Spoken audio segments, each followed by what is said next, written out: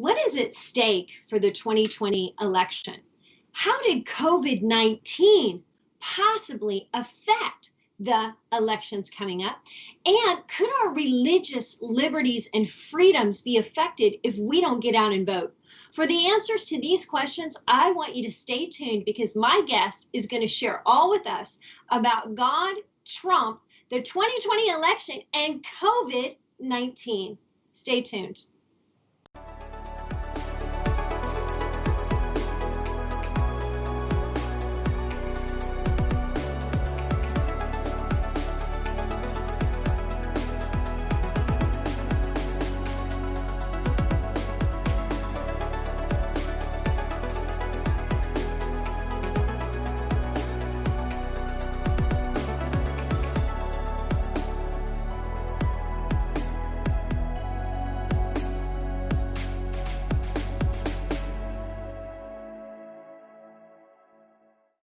Welcome to the Glory Road Show. I'm your host, Candice Smithyman, and I'm excited today because my guest is the founder and CEO of Charisma Media. He was also stamped by Time Magazine as one of the 25 most influential evangelicals in America. He's interviewed more than 4 presidents and been on multiple media news sites to talk about a variety of different subjects, including God and Donald Trump. And Donald Trump and election 2020, and now about COVID as well, and how COVID is affecting and could possibly affect the polls coming up. So I'm excited today to bring on my friend, Stephen Strang. Thank you. It's nice to be with you. I'm happy to have you with me, Stephen. It's really amazing to see what has been happening in the country recently. All the things that are going on, the shakeup that's happened from COVID-19. And I really want to hear straight from you, since you took the time to write this book, how all of this is affecting us now and how it could possibly affect the elections. Well, to me, it's pretty obvious. You know, we're a very divided country, and there are some people that want Donald Trump out so badly, they don't care what happens. I mean, some have been even hoping for a recession because he did such a great job with the economy and job numbers. They knew the recession was probably the thing that would make people vote him out more than anything else. In fact, when I wrote God, Trump in the 2020 election, the very first chapter was why he must win, which is basically what we're talking about now. My second chapter is why he might lose. And at the time I wrote it in late 2019, the economy was booming. But I said that one of the things that might cause him to lose is that if the economy tanked. And we saw in the month of March this year that all of the gains that had been made in 3 years were lost in basically 3 weeks. Now, since then, the economy has bounced back. It's still not to where it was. But as we move forward, I think we need someone like Donald Trump to lead us out of this thing. But the other side is using anything at all to get him. So let's review. First of all, it was the Russian hoax, which was totally, completely discredited. I mean, it's not even like a little bit of it was true, and it was blown out of proportion. It was completely a hoax. That didn't work. So they tried impeachment. That didn't work. And then out of the blue came this novel coronavirus from China. It was something that as recently as New Year's or the first part of January, none of us would have thought would happen. In the middle of January, China was still saying that it could not be transferred human to human.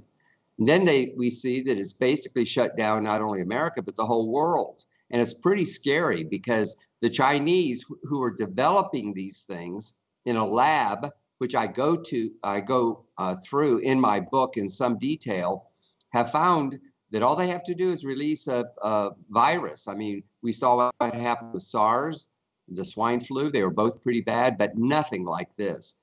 And at first, we didn't know if it'd be like the bubonic plague, where a third of Europe was killed at one or died at one point, or even the Spanish flu of a little more than 100 years ago, where 500,000 Americans died. And that was with a population of about 100 million, which is less than a third of what it is now. In some ways, it was much more devastating. The COVID-19 is not good. People have died. We're not happy about it, but it is not the disaster that people have said.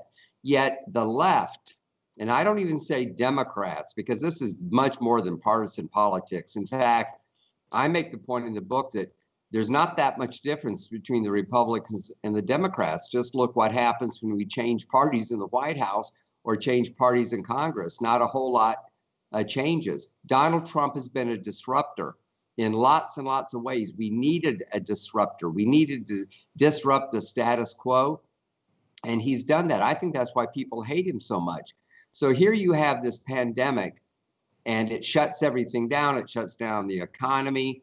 At first, the Democrats were making fun of him when he shut down the borders, but the fact he did that probably kept, and of course, I'm just guesstimating based on my own research and what I read, is that it would have been at least twice as bad, because a whole lot more infected people would have come into the country, and that would have spread and spread and spread. That's what viruses do. That's why we use the term virus with the internet, that a story will just go and go and go like a virus grows.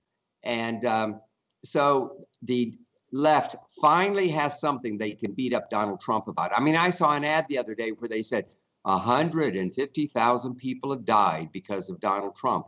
I mean, that is completely idiocy.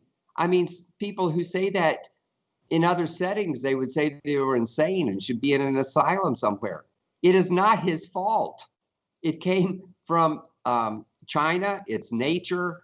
Viruses happen all the time. In fact, there's evidence that the death rate is not a whole lot worse than the common flu. It's just that we've learned to live with the common flu and we don't think about it very much. And it's not tied to Donald Trump. So anything Donald Trump does, when he shut down the borders, he was being xenophobic. Nancy Pelosi went to Chinatown on purpose to show that it was safe. I mean, all of these kind of things happen. And now they're saying they changed their tune. I did an article about that this week. They changed the tune. And now they say he didn't act soon enough. And the virus is his fault. And I think they're dragging it out with all this fear. I was going to say I have some Democratic friends. Actually, they're people I know. I don't really consider them friends for a variety of reasons, but they won't leave their house because they're so afraid they might get this virus. The fact is that 90, I don't remember the statistics exactly, but it's close to 99% of the people recover. Most of us who are healthy will recover. Over half the people who died were senior citizens or people with very, very difficult health problems. We all know that a lot of times pneumonia is what kills people when they're old, but actually they were really sick with something else, and finally they catch pneumonia, and that's what takes them out. And that's what's happened with COVID-19. It doesn't mean that we don't want to be, responsible and take precautions. But first of all, you got to be around somebody that has the virus. You can't get it just out of thin air. And then their droplets or whatever, you have to get on you. I mean, this is how the common flu is spread as well. And they say that if you stay 6 feet away from someone, you won't get it. And but the problem is you can't always stay 6 feet apart, if you're at the grocery store or whatever. So you wear a mask. But there's even a debate about the mask. At first in March, they told us that the mask didn't help. Now in the state of Florida, it's mandatory when you go out in public, you need to have a mask on. And, there are some exceptions. Once you get into a place, you can take it off at a gym or a restaurant or something like that. Of course, you can't eat if you have a mask on. So, I mean, there's all this stuff, and it could affect the election because, first of all, there's fear. There's turmoil. It gives the Dems a talking point. I mean, Donald Trump has done so great. He's made promises. He's kept his promise. I mean, tell me what politician does that? Did George H.W. Bush when he said, "Read my lips, no new taxes"? I don't think so. Did George W. Bush when he said he'd move the embassy to Jerusalem on the first day of his term? Of course, he never did it. And I mean, there are so many examples of that, but Donald Trump has done it, even though he has been fought every inch of the way. The Democrats fight him on things that they first supported. A lot of them supported building sections of the wall, back in the Obama administration, and even before that, the wall has been partially built for a long, long time. But when Donald Trump wanted to do it, suddenly they're against it. It is, I believe it's spiritual warfare. This is much more than just common everyday garden brand politics. It's actually spiritual warfare. And the only thing they have is just to stir things up, have there be such chaos that people don't know what to do. They throw up their hands. They maybe stay home from the polls, which is another reason why he might lose, is if the people who are more conservative and who actually want law and order, hello. I mean, the Democrats are even being supportive of these rioters. Look at California. Churches are still shut down in California as being non-essential, but the protesters have a constitutional right to protest without masks and without social distancing. Isn't that interesting? But sitting 6 feet away from somebody in church worshiping the Lord is somehow a health issue. I mean, they even made a mandate from the governor that if you're in church, and it's got to be under 10 people, you can't sing or chant because the droplets might get out or something. I mean, it's idiocy. It's absolute idiocy. And if nothing else, this pandemic has shown us what a lot of these left-leaning politicians, whether mayors or governors, will do to suppress our rights, our religious freedoms. We have a constitutional right to worship. Our constitutional rights do not end because a bunch of medical people have said that we have a health crisis. Now, we have the freedom to worship. We also have the freedom to stay home if people are afraid to go out. But for the government to shut it down and to arrest pastors, I've done a number of podcasts on my Strang Report podcast with pastors that were arrested or threatened to be arrested if they just had church. In Kentucky, even one pastor that had drive-in church where the people stayed in their own car. Yet the liquor stores and the abortion clinics are open in Kentucky. It is just idiocy. And we have seen this coming. We who are more conservative, certainly those of us who are Christians, have seen this coming for years. It started a long time ago, inch by inch by inch. They've been getting their way. Suddenly, Donald Trump is here. He's disrupting everything. They're not getting their way, and they're coming unglued. And not only that, but they're saying things about socialism. Even Joe Biden, who has always been kind of a middle-of-the-road Democrat his entire career, has embraced things that are basically socialism. It's possible that we could slide into a situation like Venezuela, which until a few years ago was the most prosperous country in South America, and that included more prosperous than Brazil. Part of it was their oil industry, but it is like a third world country. When I was writing my book, I actually wrote about Venezuela and what happened, and they had 10 million% inflation. I can't even get my brain around that number. And people are hungry. And, people would have said it would never happen in Venezuela. Now, America is stronger to start with.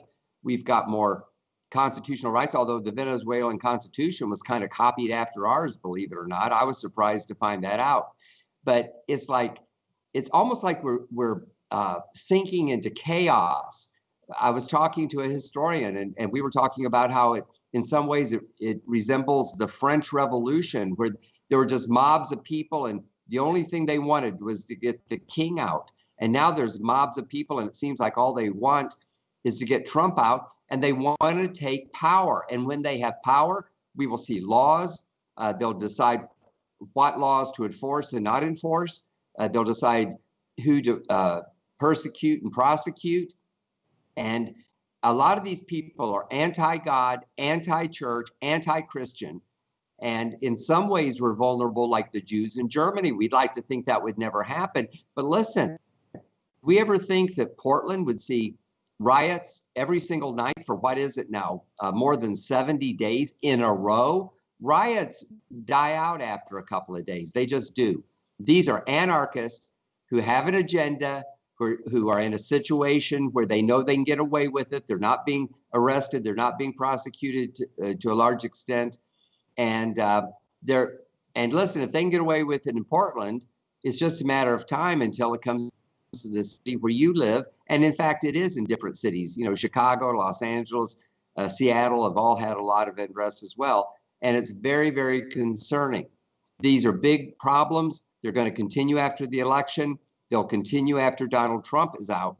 But for right now, he is our best hope. And it isn't just to keep the Democrats out of power. All they do is a lust for power. They're hoping that they will get power by hook or by crook. And, right now the thing in the news is about the balloting or the voting by mail. And, there are a couple of states that want to send a ballot to every single mailbox. Now, isn't that secure? They send it to people who are actually dead and their name just hasn't been taken off the roll, or maybe they moved and they never bothered to tell the people they moved. People can walk down the street and steal them out of mailboxes. I mean, at least in my neighborhood, the mailbox is out by the street. You don't even know that the ballot's necessarily there. They can be counterfeited. And I'm just concerned that there's going to be so much fraud. And it's not like it hasn't happened before. It's happened all the time. Let me be more careful in how I say it. Not every election, not every precinct, not every state is corrupt. But the corruption that happens is almost always on the Democratic side. The Republicans more have their act together. And this isn't to say that they're perfect, because they're not. But I saw a meme that said that there was a new poll, a CNN poll, that showed that Joe Biden was ahead of Trump by some big margin in all the cemeteries in America. And of course, it was a joke that dead people vote Democrat. You never hear about dead people voting Republican. It's just fraud. And if it's a little tiny bit of fraud and the election is overwhelming in one side or the other, it doesn't affect anything. But when these elections are close, look what happened in 2018 in California. In some of the Republican areas in Southern California, there's a whole part of California that's pretty conservative. They're just about a third of the state, so they can't win any elections statewide. At the last minute, they were finding boxes of ballots that had not been counted. Surprise, surprise. In my own state of Florida, they found the same thing in Broward County. At the last minute, they found a whole box of ballots in the trunk of a rental car. Boy, we need to count these. And isn't it interesting that when you count them, they're almost all Democrat? And if we had this kind of fraud, Donald Trump could lose. And if he loses, we lose. It's not just the Republicans losing power and a bunch of bureaucrats up there that have nice, cushy jobs might lose their job. I mean, all that happens. That's just the ebb and flow of politics. But our rights are at stake. And if we lose this, we may never get it back in our lifetime. America may never be the same. And I'm not one to be an alarmist, but it is that serious. And my concern is that Christians are asleep at the wheel. And these pastors whose churches are going to be greatly reduced, who knows, the government may even try to tell them how to preach. It happened in Houston, where they had a lesbian mayor. She was openly lesbian. And there was some kind of a vote about transgender bathrooms or something like that. It was a couple of years ago. I may be wrong, but and there are a bunch of preachers that were having rallies at church and saying, we got to turn out the vote and we can't vote this in. She was so mad, she subpoenaed their sermon notes to try to say that they were doing hate speech from the pulpit and should be prosecuted. Now, the good guys won that one, and that woman is out of power now. But it's an example of what would happen. I don't think ever before in American history were sermon notes subpoenaed or were sermons called hate speech. But they've so flipped things that it's like anything they call hate speech, which is stuff that doesn't agree with them. And that includes nickel and dime policy things that doesn't agree with them. But especially when preachers, powerful preachers, are preaching the word of God about righteousness and sin. The Bible calls sin, sin. And there are people who like to do the sin and they don't like anybody calling them out about it. And so they say it's hate speech because they're being hateful for saying something mean. I mean, it's almost that juvenile in how they say it. And the problem is that these things are starting to get on the law books. They have laws in Canada like that now.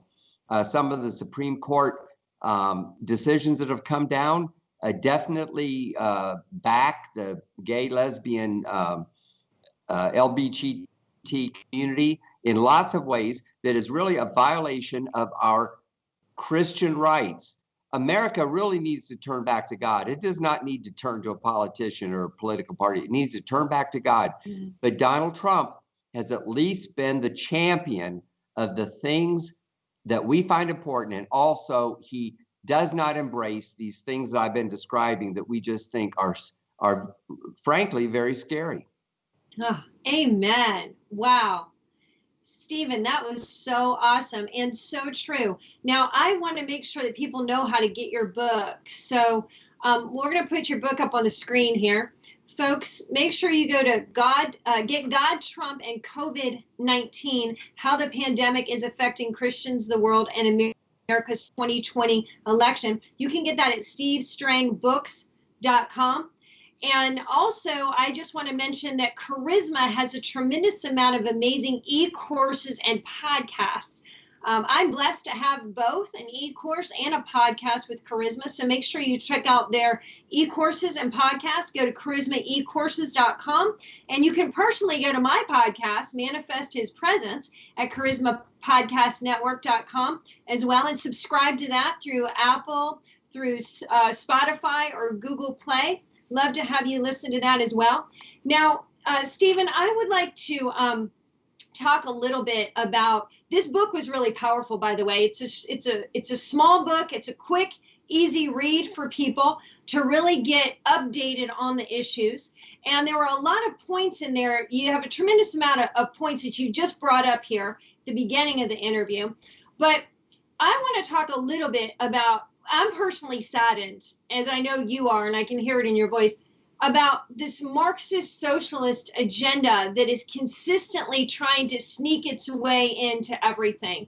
And if we don't get out and vote and we don't start preparing ourselves, just like you said, we will not be the country that we are today. And of course, we're on shaky ground today because we don't even look strong as we did even last year because of all this that has come against Donald Trump. And so I really want the people to understand, if you wouldn't mind just elaborating a little bit on the seriousness of having Marxism and socialism in our country. What would that do to the demise of the United States of America if we don't put a stop to that kind of agenda that's going on? What would we look like as a nation if we allow this to continue to creep in and we don't stop it at the polls?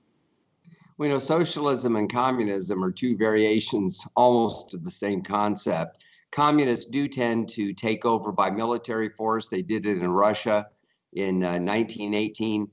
Socialism tends to get in at the ballot box somehow and doesn't tend to have guns. But the thing is that every single country where this has been tried has turned out like Venezuela, even China. In fact, China only has prospered partly because their people are still dirt poor, but they have implemented some capitalism. Socialism is that everything is owned by the government, everything, and they decide, who gets what. I went to the Soviet Union before and after the fall of communism, and people ask me what it's like, and I said, suppose that the U.S. Post Office ran everything, including the grocery stores and everything else. You get kind of an idea of just how it was. The shelves were bare. Housing was very low level. People had no incentive to, work hard and to improve themselves. It's failed everywhere, and it's a godless theology. It's based on atheism. There is not one socialist country in the world where they have robust religious freedom, not one. So if socialism goes in, our economy will tank, people will lose. There's different levels of it where they first nationalize the big companies, so that means that the government would take over Amazon or Delta Airlines or all this kind of stuff. But eventually they come down and take people's houses. In Russia, they didn't. Nobody owned their land, really. Sometimes they'd have a little garden plot, but I don't think they owned it. I think they were allowed to use it. And America will quit being the great country it is. We'll Democracy is not going to be safe. In fact, I did a podcast yesterday with an Australian pastor who has actually prophesied that Donald Trump would win. He's very, very interested in this election. And he said down in Australia, they say if the United States sneezes, the Australians catch cold. I mean, what we do affects the whole world. That's why so much is important. There is a move in the world toward globalism. And I go into this in my books as well. The Bushes, Obama, all those people were kind of easing the country towards some kind of globalism, where we don't really have borders and we don't have tariffs, kind of like the European Union. That is only a mild version of what these radicals, and they really are, they're anarchists. They're anarchists. Before it seemed like we were just kind of dealing with the globalism issue. But a lot of Christians are just blind to this. They have their job and they go to church and they're trying their best to raise their kids.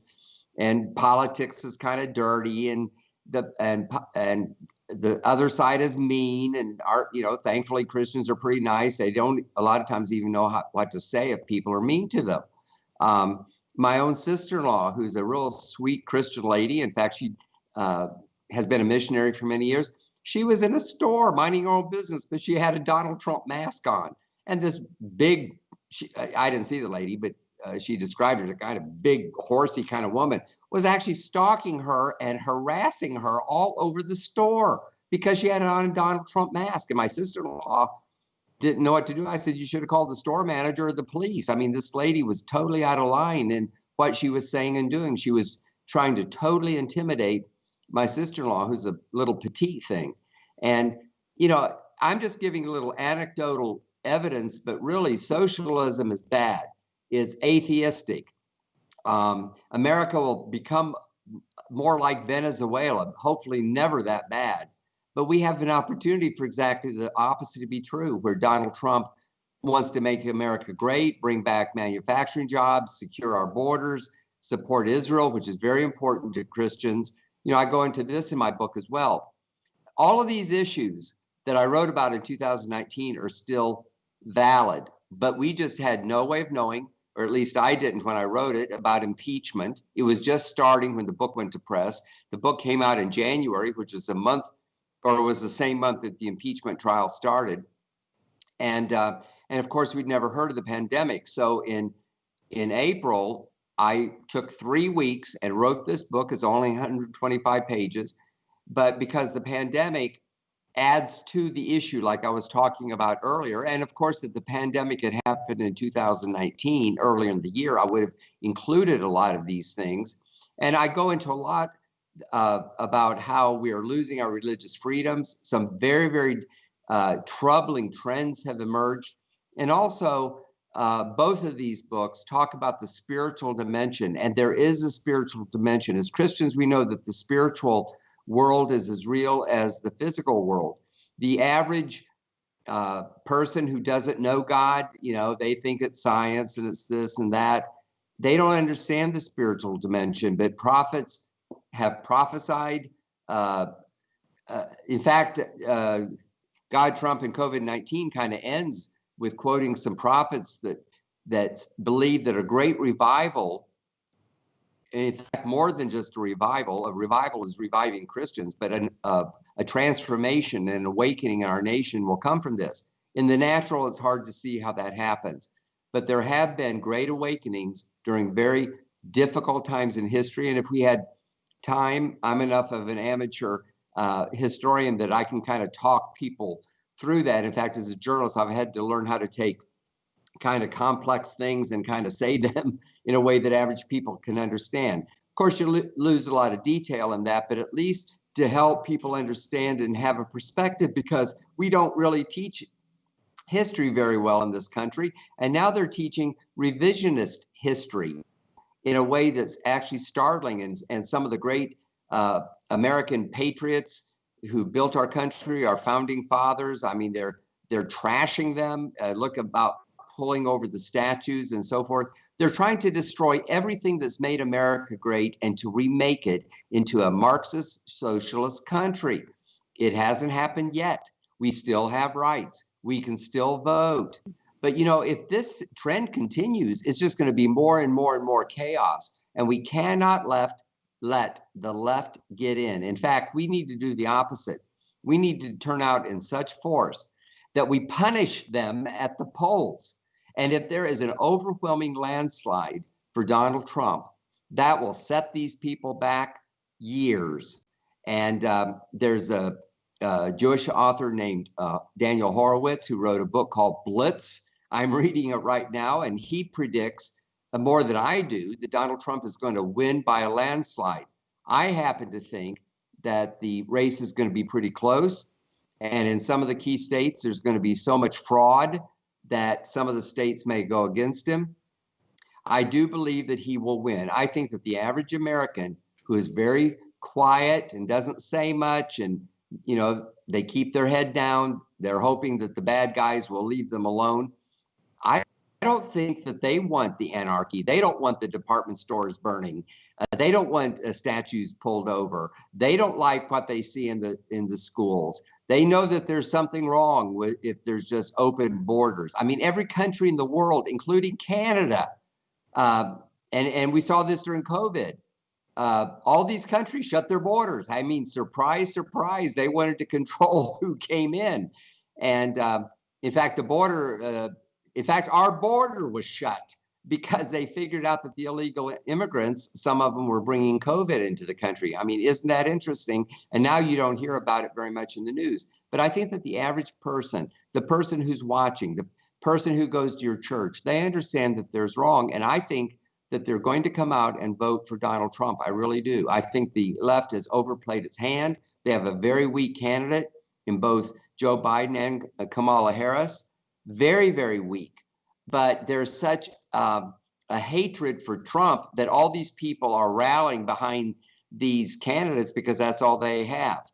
Those of us who believe the Bible, believe in Judeo-Christian values, and so forth, we have got to rally around our candidate as well. Is he perfect? Of course not. No candidate is perfect. I mean, some of the debate, even among Christians and never Trumpers, I deal with this in my books too. I just think, they're basically liberal Christians who always vote Democrat, and they've come out against Trump because, and they're hypocrites.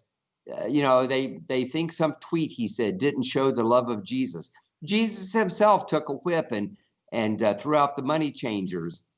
And he was very, very strong against the Sadducees and the Pharisees. He called them whitened sepulchres full of dead man's bones. I mean, that was pretty, do I call it hate speech? I mean, nowadays, the politically correct people would, but I mean, that was pretty strong. Jesus was also gentle, but we have to be, the Bible tells us to be gentle as doves and as wise as serpents. And I'm just very concerned that Christians are not registering to vote. They're not going to the polls. We need to register to vote. We need to encourage everybody in our church, in our family, in our neighborhood to go to the polls. We need to help people go to the polls. I've actually driven people myself to the polls in different years, when maybe people didn't have transportation for some reason. I make sure that my 91-year-old mother gets to the polls because obviously she's not able to drive right now. She's in quarantine because of coronavirus. If that's the case, I'll get her an absentee ballot. And, and then I'm doing everything I can, writing these books, doing everything we can on Charisma Media, through our websites and our magazines. Our cover story in our October issue of Charisma is going to be on the election and talking about the very same kinds of issues that you and I are talking about. It's my attempt to wake up the church. And I just applaud you so much for using your platform. A lot of Christians are like, they're really afraid that somebody might criticize them and quit giving money to the church or something. I mean, what's at stake is so far beyond that.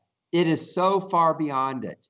That's like a merchant being afraid that, well, maybe if I carry this merchandise or the price is too high, somebody won't come, or maybe the customer service isn't good. And then the looters come in to burn the store. I mean, all that other stuff is so inconsequential because of the new crisis at hand.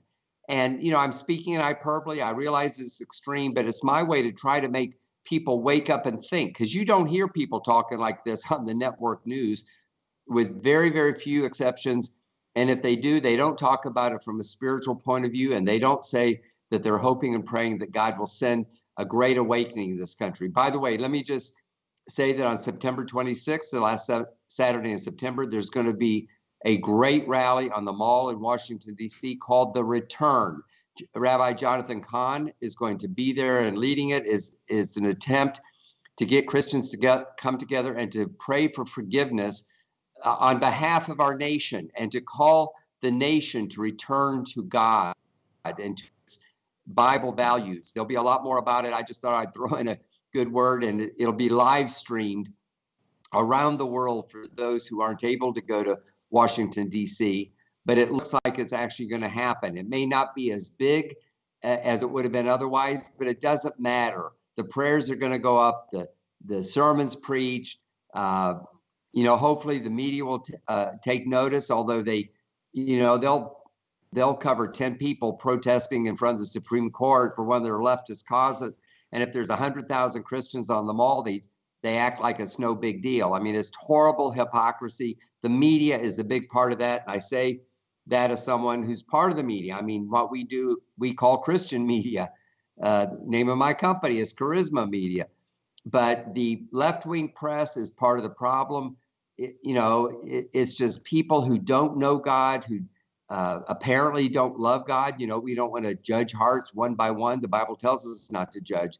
But as a group, I think it's pretty clear what their agenda is, that they're against Donald Trump. And we need to not listen to those people. Too many Christians spend too much time paying attention to liberal media, or worse than that, social media. Some of the stuff on social media is absolutely abhorrent. Of course, we also have the right to put up the truth on social media. And I encourage people to do that. Do it in love, but speak up. Don't make it seem like the other side is totally won, because they haven't. God is still on the throne. Prayer still changes things. We have a chance. And one of the biggest chances we have, Candice, is to turn out on November 3rd, 2020, and reelect Donald Trump by a landslide, and also vote against these leftist governors and mayors, many of whom their states are in a total mess because of their policies. They're kind of liberal policies that tend towards socialism. Thankfully, they're not totally socialist, because we have a constitution in our country and the laws have not been changed, but it could happen. Hopefully it won't happen. Hopefully it won't happen because we wake up. Sometimes you sound an alarm because, saying that something terrible is going to happen in order to keep it from happening. And that's what I'm doing now. My books are really an apologetic. I try to present the facts. I try to be reasonable, like I'm trying to be right now and talking to you. Lots of footnotes. I don't say a lot of crazy things. I put in lots of disclaimers, even as I do right now. But I think it'll give people a way to understand things much more clearly than this short interview. And I even give people kind of talking points when they're talking to neighbors or people at work who don't agree like we do, but to help them see the light. We've got to win the other side over. Yesterday, or actually today, I did a podcast with Diamond and Silk. And, these are two very funny, feisty Black ladies who were Democrats most of their life.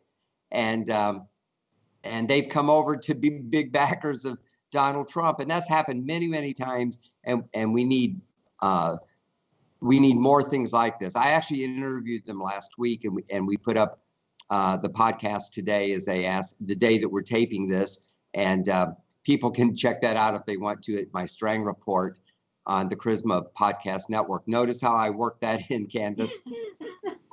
I'm so glad you did, Stephen, because that way people are going to know they can go to charismapodcastnetwork.com. They can subscribe to your podcast and to mine. And yours. That's right.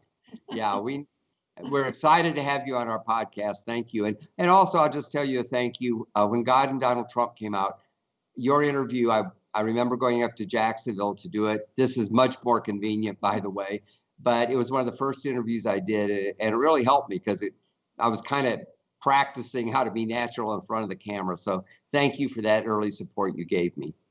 Oh, you bet. Anytime. And I'd like to have you back on again a few times before the election, if you'd be willing to do that. I feel like there's some real intensive issues that we didn't even get into today. You're a man that is full of a wealth of knowledge for what is getting ready to happen. And I need you to know, Stephen, that the Lord spoke to me specifically about having you on. Really, it's not my brand to do anything that is kind of in line with this, but you and I have a good relationship, and I really heard the voice of the Lord speak to me multiple times saying, you need to have Stephen Strang on your show. And so I'm really excited that this is the way that I can contribute to what is happening to get people ready for this election. I believe in my heart that we as Christians need to stand up and fight. It is not a time that we pull back. It's not a time that, we pull the covers over our head and say, woe is me, look what's happening. But Jesus has given us everything that we need and the power of the Holy Spirit to go forth. And we are called in this spiritual battle, and it truly is a spiritual battle, to fight the enemy. And so you're a motivational speaker there, somebody that can get us revved up to get out there and do it, to get off our behinds and step into position and really move forward and get out there and vote any way that we possibly can. Because folks, I really believe in my heart, I know God spoke it to me, and he said, listen, you got to have Stephen on because this is a serious matter. And I believe it's a serious matter for a whole lot of reasons. But if our Constitution and capitalism does not stay into place, we're going to see the demise of our country. And how Donald Trump says he wants to make America great. Everything is trying to make America not great. Everything that we're watching, everything that we're seeing, and it's a bunch of lies. And so the people of God have been given a mandate to stand up and fight. And I just want to encourage pastors, preachers, leaders everywhere, all over the planet, especially the United States, since we're the one that has the vote, to stand up, pray, fight, get out there to the polls. Our freedom demands that we get up and start moving. And who Christ set free is free indeed. And so it is for freedom that he died, to give us everything that we have today. And we cannot lose this. And so, Stephen, that is my little bit of being able to be a part of a much grander scale of the fight to see democracy stay in place. So I thank you so much that you enabled me to be able to share that as well. Thank you. And I hope that other leaders, other Christian leaders, pastors' wives will see you as a model for what they need to do in their own ministries. You're right. Christians usually don't get involved in politics, but this is not politics as usual. This is a war, like you said. We see it as a spiritual war. The Bible says we wrestle not against flesh and blood, but against principalities and powers. And we know that God is still on the throne. And we believe that ultimately our citizenship is in heaven, not here on earth. But while we're here, we have a responsibility. And I'm trying to do what I can do. You're doing what you can do. And we just need thousands and tens and hundreds and millions of other Christians to do what they can do. And many are, but not enough. And we only have, just barely over 2 months before the election. And, things are still going to be bad in a lot of ways after Donald Trump is elected. And I'm saying that in faith. And I think there's evidence to believe that will happen. But we're in a very serious place in our country. And really, what we really need is a change of hearts, like I was talking before, and we need to return to God. So thank you for the opportunity to be with you today. You bet. It was truly my pleasure. And again, please go to stevestrangbooks.com and pick up God, Trump, and COVID-19 so you can understand a little bit how this pandemic is affecting Christians, the world, and how it's going to affect the election if we do not get out there and vote. Also, subscribe to our podcast, both Stephen's and mine, at charismapodcastnetwork.com. And also go to Charisma e-courses. There's a variety of different authors there who have their e-courses at charismaecourses.com. It's a great way for you to learn and grow in the Lord. Stephen, thank you so much again for being with me today. It truly was a blessing and an honor. God bless you. You too. And for those of you who watch, remember, you're on a glory road straight to his throne. Until next time.